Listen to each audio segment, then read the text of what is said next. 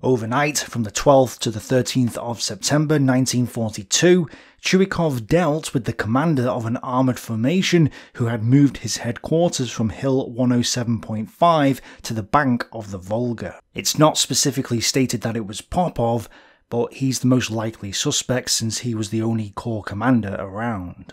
Chuikov got Popov on the telephone and asked him to explain himself, which the general attempted to do. Popov said that mortar fire, losses of men and the instability of his units compelled him to withdraw his headquarters. This wasn't a satisfactory answer, and so Chuikov ordered Popov and his commissar to come to his headquarters. Face to face with the entire headquarters staff in the room, Chuikov asked them what they'd do if they were him and had to deal with them. They weren't able to answer because they were ashamed of their actions. Mirishka remembered how the atmosphere in the bunker was tense and sullen. No one really knew their new commander, and the officer wanted to justify himself. All around them, bomb explosions were reverberating as the enemy moved ever closer.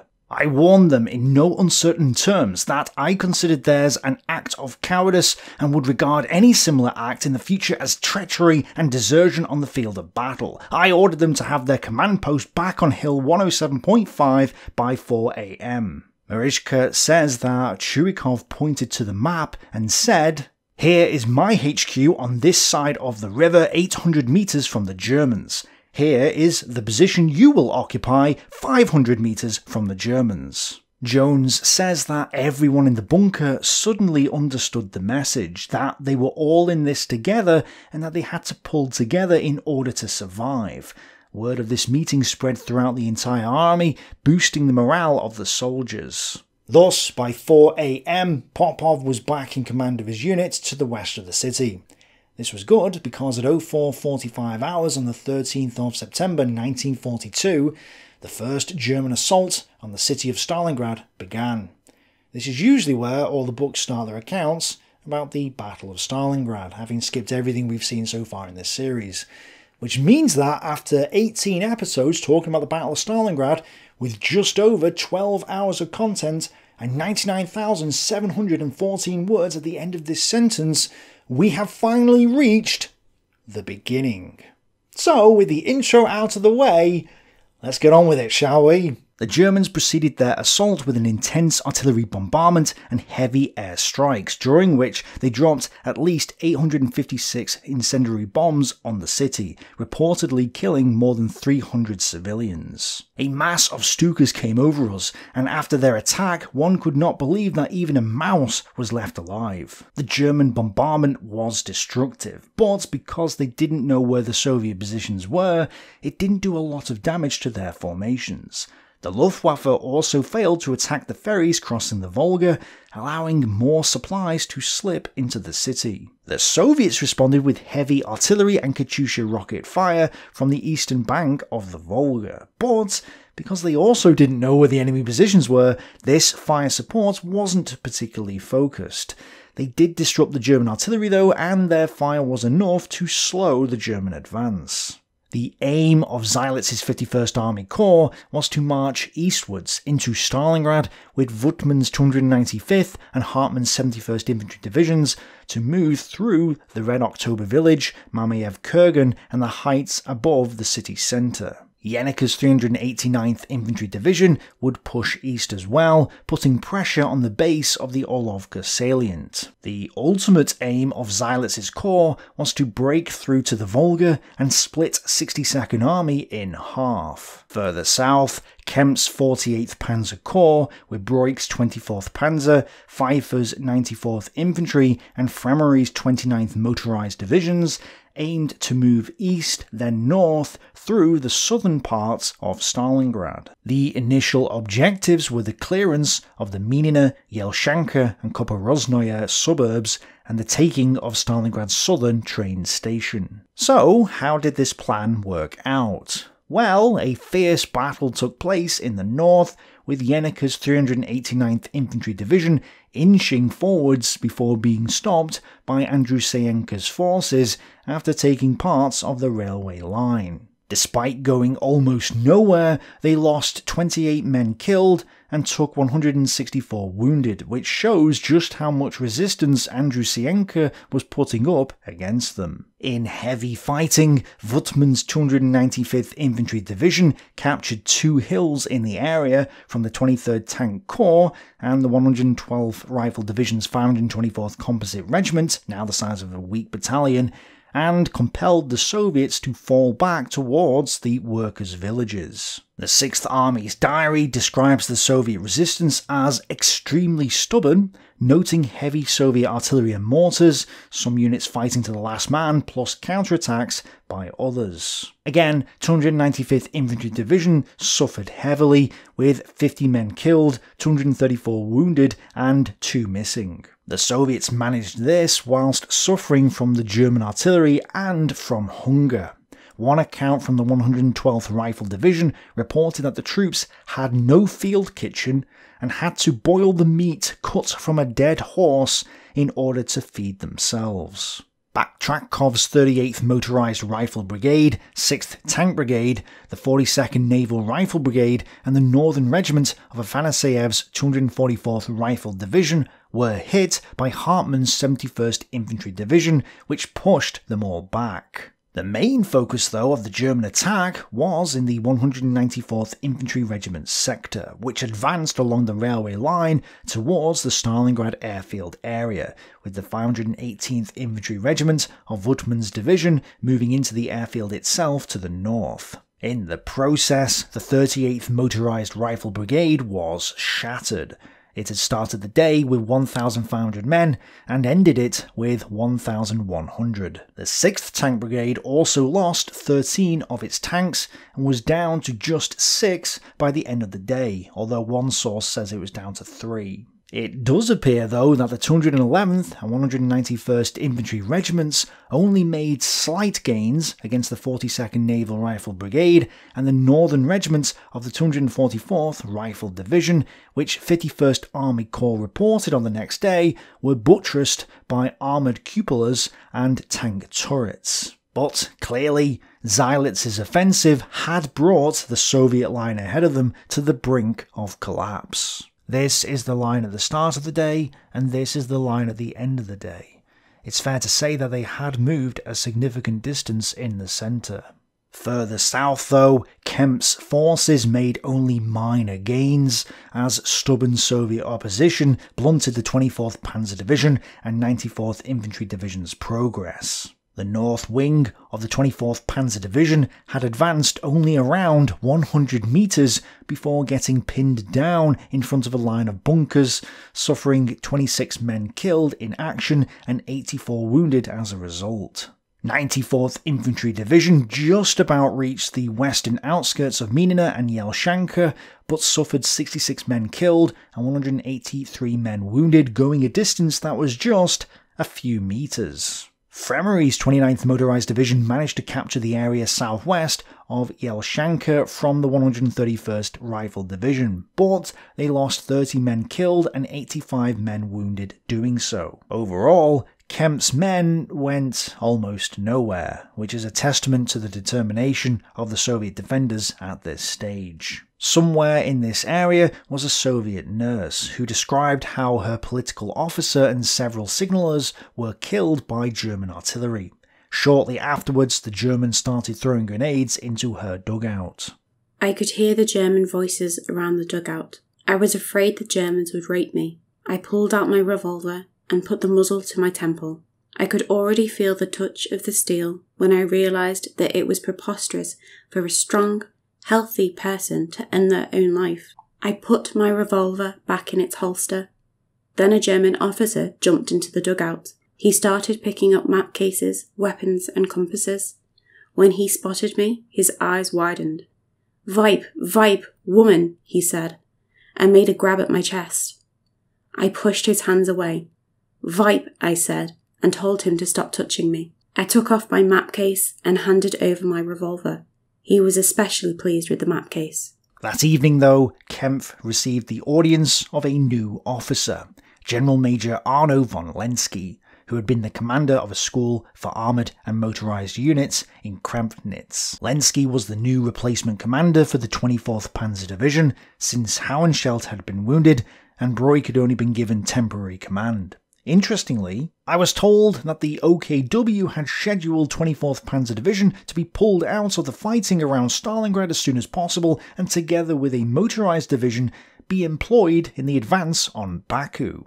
Given future events, it's probable that the motorised division would have been the 29th Motorised Division, but it's interesting to note that the OKW was optimistic enough to think that the Battle of Stalingrad would be over quickly enough for 24th Panzer Division to be shifted south and take Baku this year. Reviewing the field of battle, it was Seydlitz's corps that did the most damage, with the 189th and 27th Tank and 6th Guards Tank Brigades losing 32 tanks and 250 men on this day alone. 6th Guards Tank Brigade now only had 4 T-34s and 2 T-70s left, and the others were in a similar state. The Soviets lost a total of 41 tanks in the whole of 23rd Tank Corps, with Popov going on to claim to have killed or wounded 1,260 German troops and destroyed 41 tanks or assault guns,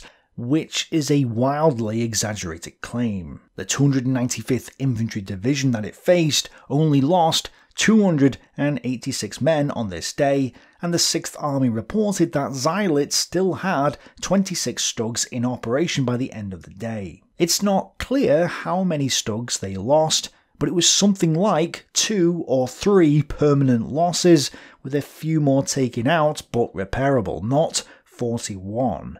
There were no tanks in this area as far as I can tell, and not all of the StuGs here were operating against the 23rd Tank Corps. And while we're on the subject of StuGs, 51st Army Corps is fighting despite a lack of ammunition for assault guns and heavy mortars, which the army has not received. But the lack of StuG and mortar ammunition seems to have been made up by the substantial amount of artillery ammunition available to the Germans. The favourable development of events for the Germans can be explained in no small degree by their powerful artillery support. In total, the 6th Army expended 760 tons of ammunition on 13th of September, which is something of a record for almost the entire preceding period. By the mid-afternoon, the German artillery and air barrage had cut the above-ground telephone wires that Chuikov was using to communicate with his subunits. He was now out of contact with most of his subordinates and was forced to rely on runners.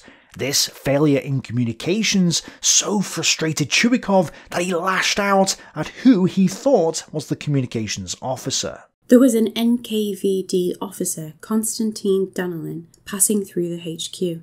Chuikov mistook him for the communication officer and whacked him with his stick. Yes, I was hit by Chuikov. Apparently he thought I was someone else. I was in the wrong place at the wrong time. Tensions were clearly high.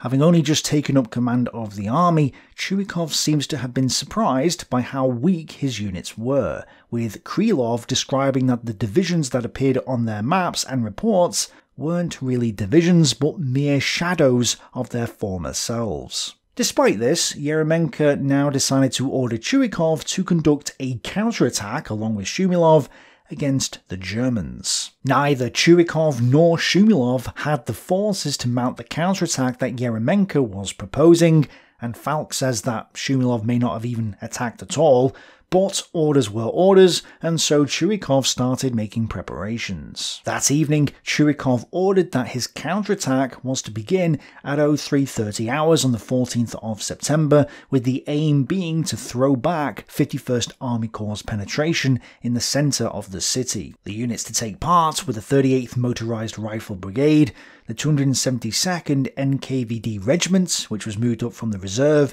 and the composite regiment of the 399th Rifle Division with 6th Tank Brigade attached. Even with 3 additional anti-tank regiments, 3 additional artillery regiments, and 3 additional Katyusha rocket artillery regiments allocated to this action, This attack wasn't going to do much, and even Chuikov knew this. We were not counting on any rapid victory, but on surprising the enemy and upsetting his plans. Chuikov also realised that he couldn't command his troops without proper communications, which were constantly getting cut in the Mamayev-Kurgan area. The German bombardment had been so bad that the telephonists themselves had been compelled to climb out of their bunkers in the middle of the explosions to try and fix the lines. And a bomb had blown up the cottage where the cooks had been preparing Chuikov's breakfast, with another mortar bomb destroying the field kitchen that was then trying to prepare dinner for the headquarters. After that, our cook decided not to bring out any more food to no purpose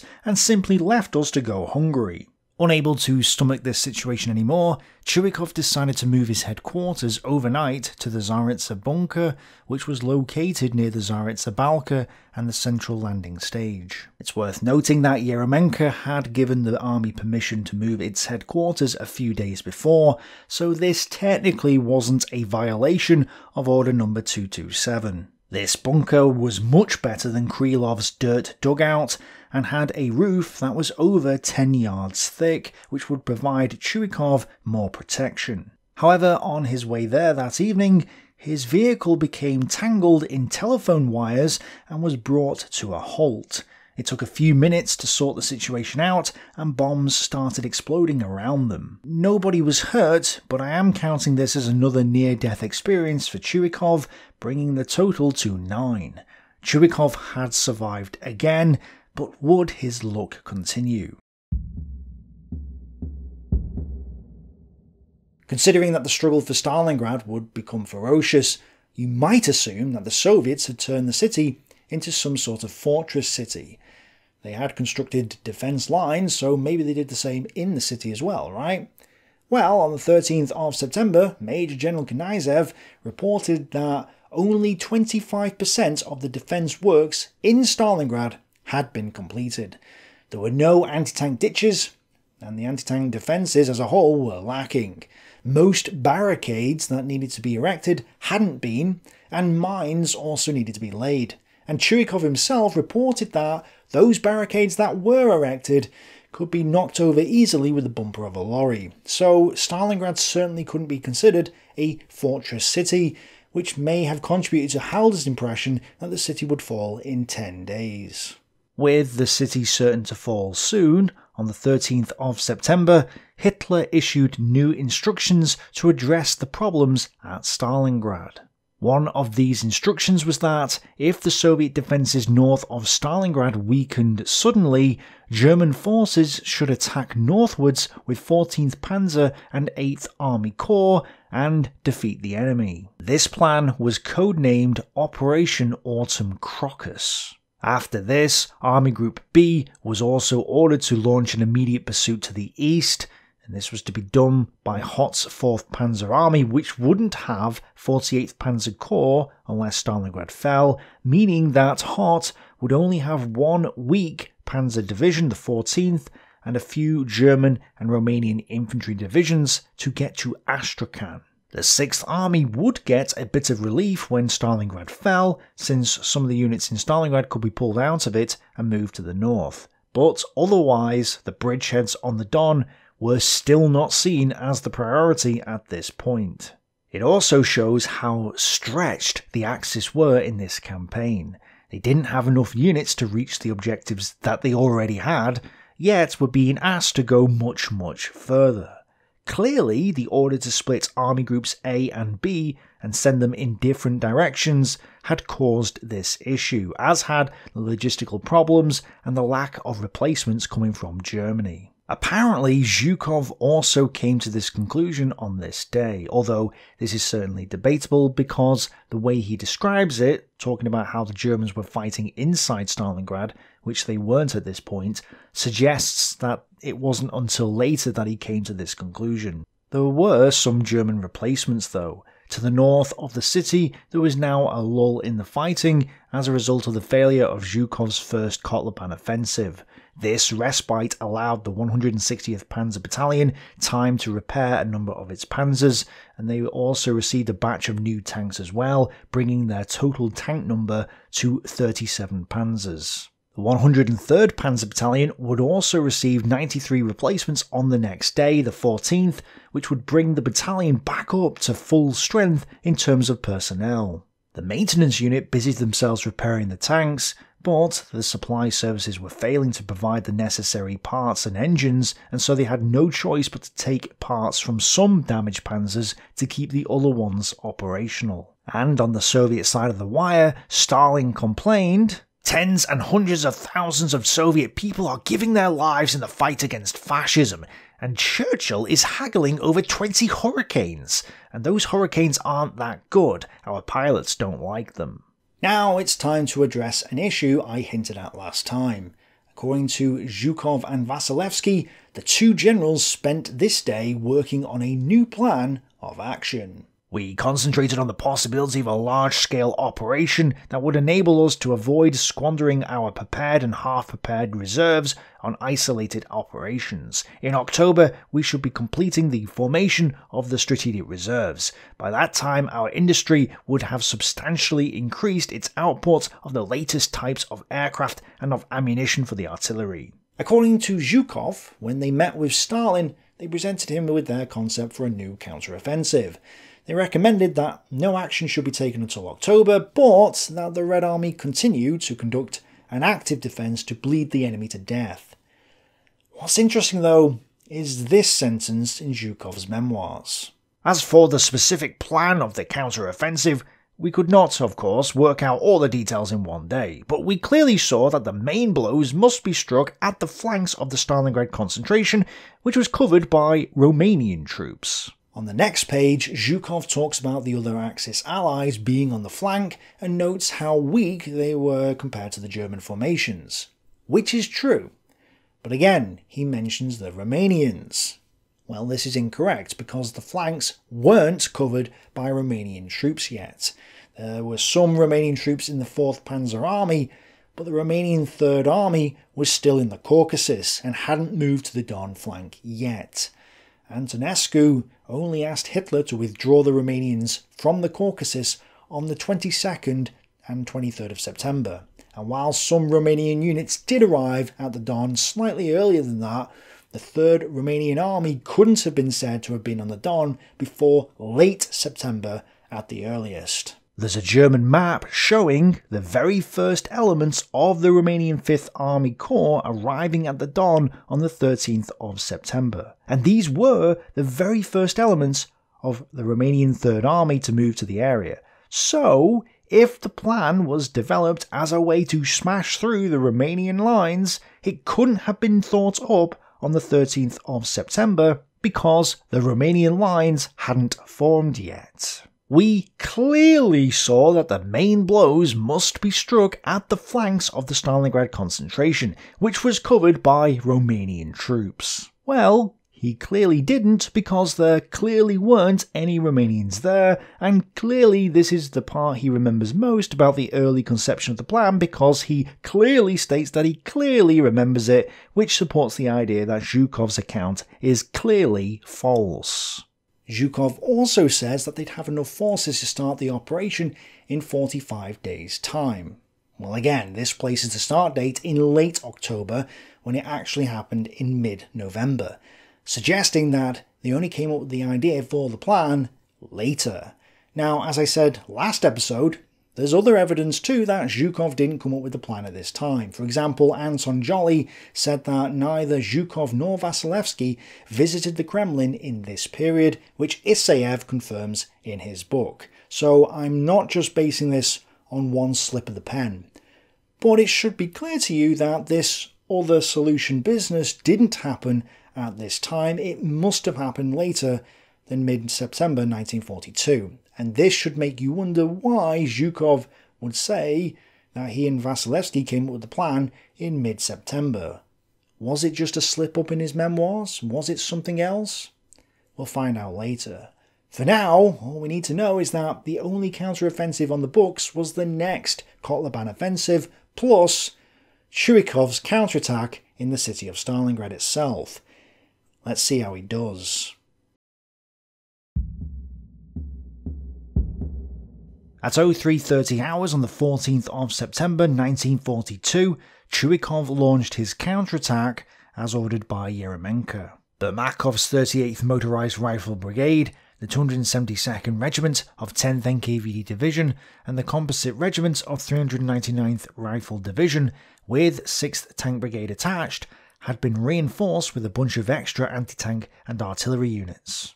Chuikov had hoped that Samadaya's 92nd Rifle Brigade would have crossed the Volga by now to join the attack as well, but Yeremenko didn't release the 92nd Rifle Brigade in time, so the other units had to launch the attack without it, which they did, without much luck. At first, the sheer audacity of Chuikov's counterattack took 51st Corps, 295th and 71st Infantry Divisions off stride. Once the sun rose, however, attacks by multiple groups of up to 60 Stuka aircraft and well-aimed artillery fire brought the Soviet assault to an abrupt halt. Bergstrom confirms that it was mainly Stuka support that blunted Chuikov's attack. He also notes that the Germans lost 5 aircraft this day, while the Soviets lost 29.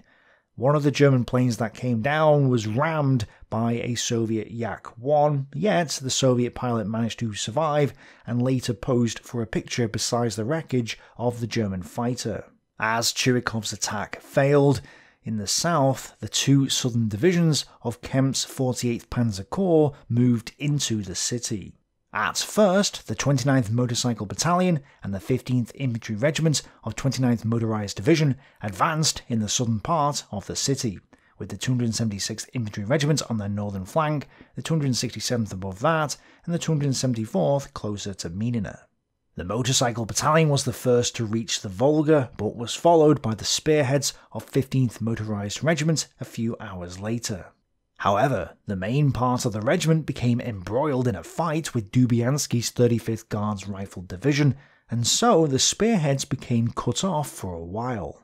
To get things going again, 2 battalions from the 71st Motorized Regiment were formed into a combined battalion called the Mollin Battalion and sent to the area east of the railway line. With their help, the 15th Motorized Regiment turned northwards and advanced with Mollin and the 276th Infantry Regiment towards the Yelshanka Balka. But when the 276th Infantry Regiment got hit in the flank in the Yelshanka area, this stalled the entire attack. The Mollin Battalion ended up in house-to-house fighting, and the 15th Motorized Regiment got bogged down in the factory next to the railway, and so they failed to reach the Yelshanka Balka.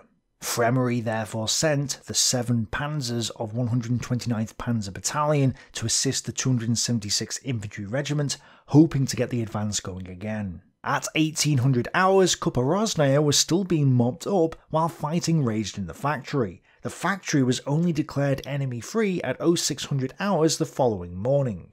So the Germans hadn't gotten very far in the south before their attack had come to a halt. The Soviets, especially the Guardsmen, had put up stiff resistance and had blunted the advance. But it was in the centre of the battlefield that the main events took place, as 51st Army Corps resumed its advance, preceded by a heavy artillery bombardment and Stuka attacks. Batrakov's 42nd Naval Rifle Brigade was smashed by all 3 of Hartmann's regiments and was compelled to fall back into the city. It's worth noting though that the 191st Infantry Regiment couldn't overcome the defensive line in the south, with the Soviets using armoured cupolas and tank turrets to blunt the attack. At the same time, to the north, the 295th Infantry Division, with its 518th Infantry Regiment on its southern wing, also moved southeastwards and took the western slopes of Mamayev Kurgan.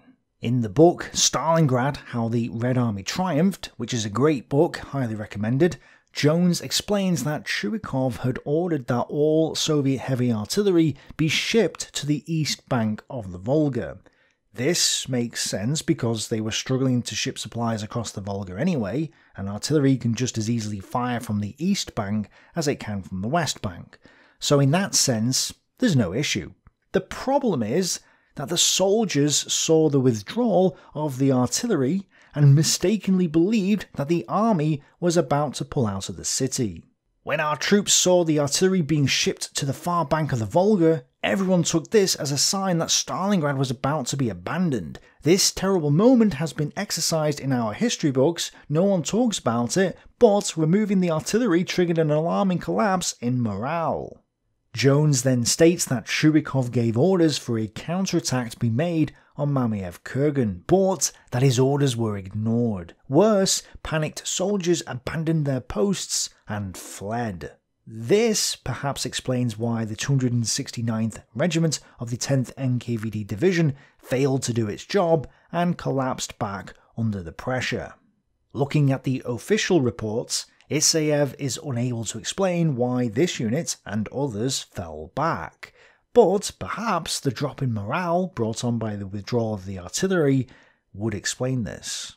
The drop in morale also explains why the 112th Rifle Division fell back too. Yes, only 2 shattered regiments from the division were on Mamayev Kurgan at this point, and they only had a total of 271 men for both regiments, so they could hardly be described as one company, let alone 2 regiments. Still, the 416th Regiment's left flank was turned, and thus it fell back to the northeastern slopes of Mamayev Kurgan. Again, by itself, this seems reasonable. It was outflanked and pushed back. But then we hear that the regiment leader was relieved of command and replaced by a Captain Asiev. This suggests that these units didn't fall back under pressure, but actually abandoned the hill, prompting the dismissal of the regiment commander. Obviously I can't verify this, but it would make sense if this was the case. No matter what happened here, the Germans played their part, causing chaos on the Soviet side, as a soldier from the 112th Rifle Division describes. The awful cacophony of sound was swelled by enemy artillery and mortar fire. Everything around us was roaring and burning. The Germans managed to hit our transport vehicles, and everything went up in flames. Our losses were mounting all the time. The conditions were absolutely horrific.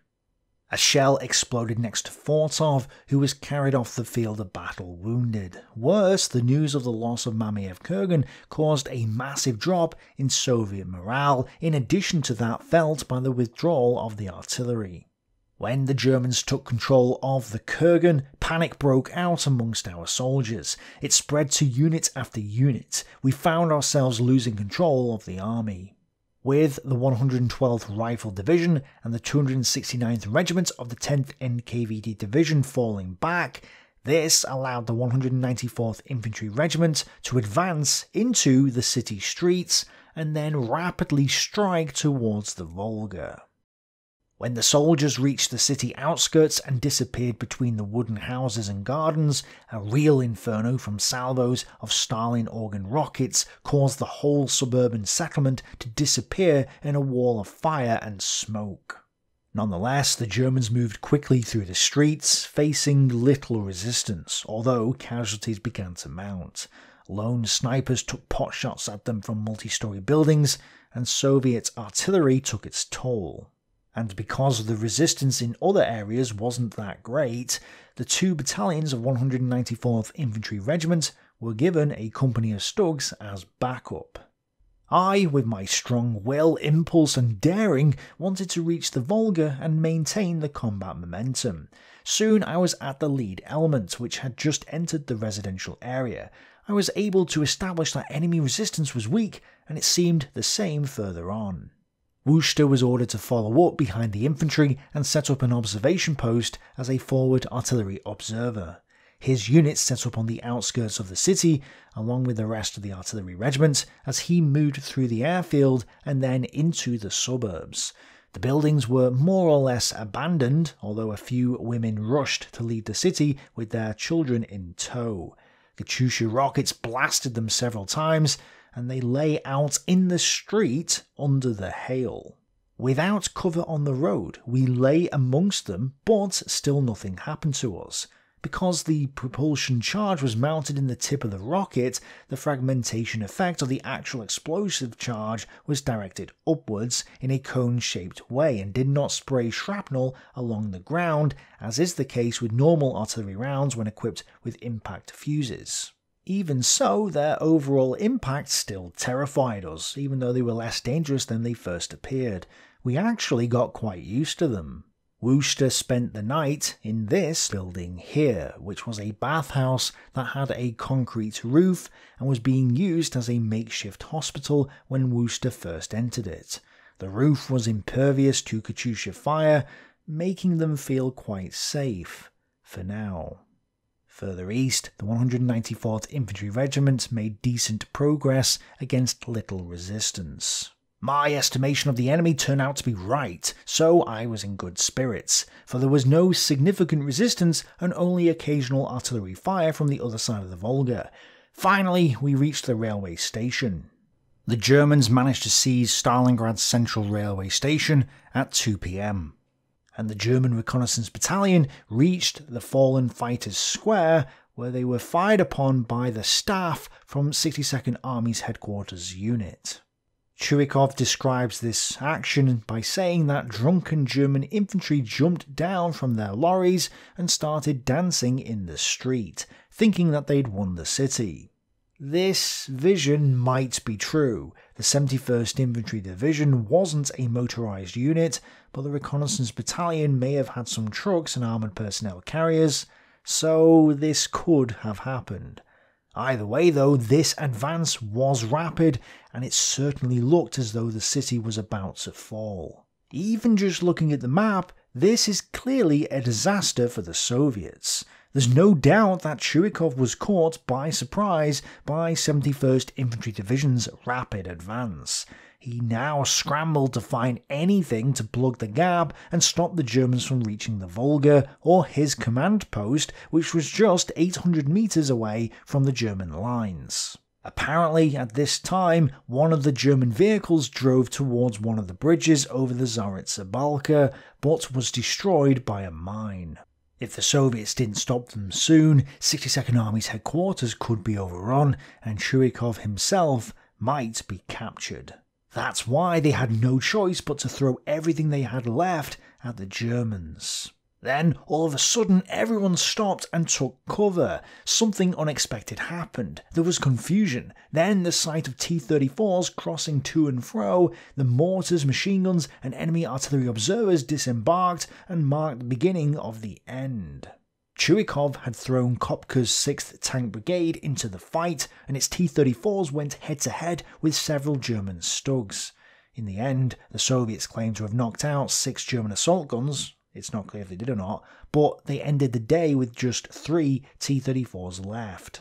At the same time, elements of 10th NKVD Division and local militia units were also committed against the 194th Infantry Regiment. This included the dogs of 28th Detachment of Tank Destroyer Dogs, who went into action and reportedly caused confusion in the German ranks. And Chuikov's Chief of Staff, Krylov, scraped together 2 small groups of headquarters staff and 9 KV tanks from Skuba's 6th Guards Tank Brigade and sent them against the Germans. These actions did slow the 194th Regiment in the afternoon, but even so, the Germans pressed on through the ruined buildings towards the Volga and the central landing stage. This is a picture of 2 soldiers from the 194th Infantry Regiment from the 71st Infantry Division in the centre of Stalingrad on the 14th of September 1942. Note that the city was already in ruins even at this stage of the fighting. With his defences collapsing, Chuikov summoned Colonel Sarayev to speak to him, but Krylov warned Chuikov that the NKVD commander didn't like carrying out the army's orders, and up to this point, the 10th NKVD Division had operated independently from the 62nd Army's command, which obviously undermined the cohesion of the defence, and at this critical juncture this had to stop. So, Chuikov told Yeremenko that he was going to take control of the NKVD within Stalingrad because he, as the army commander, should have total authority in the city. Yeremenko agreed, and armed with this authority, when Zarayev arrived at Chuikov's headquarters, Chuikov asserted it over Zarayev. Do you understand that your division has been incorporated into the 62nd Army and that you have to accept the authority of the Army Military Command? This was a crucial moment because technically the NKVD weren't subservient to the Red Army, and Zarayev could have taken matters into his own hands. In fact, Beria had threatened to kill a commander in the Caucasus for daring to suggest that his NKVD troops should be commanded by the army.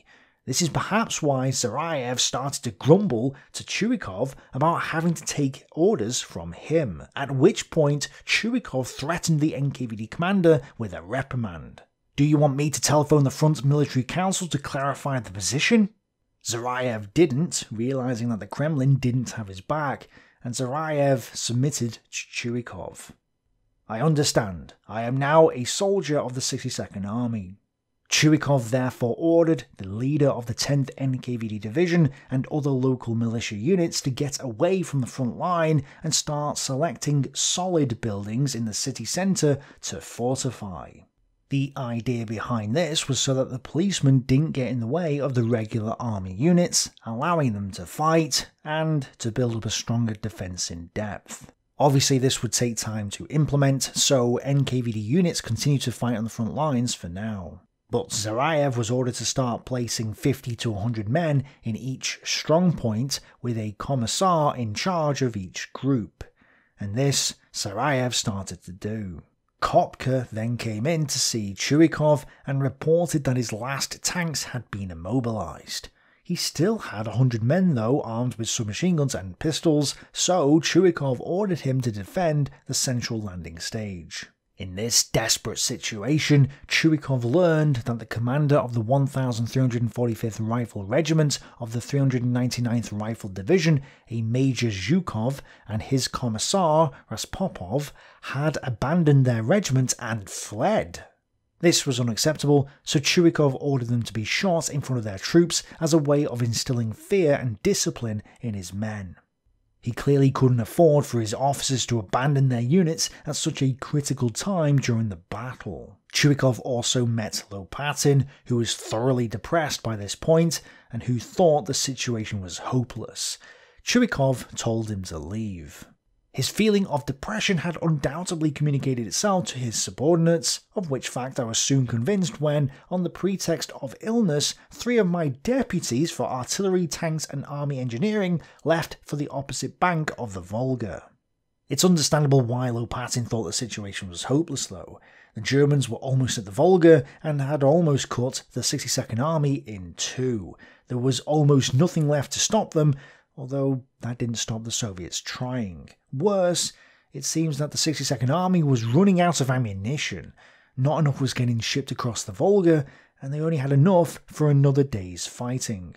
Beaver states that train station number 1 changed hands 4 times, apparently 3 times in the morning, only to be retaken by an NKVD battalion in the afternoon.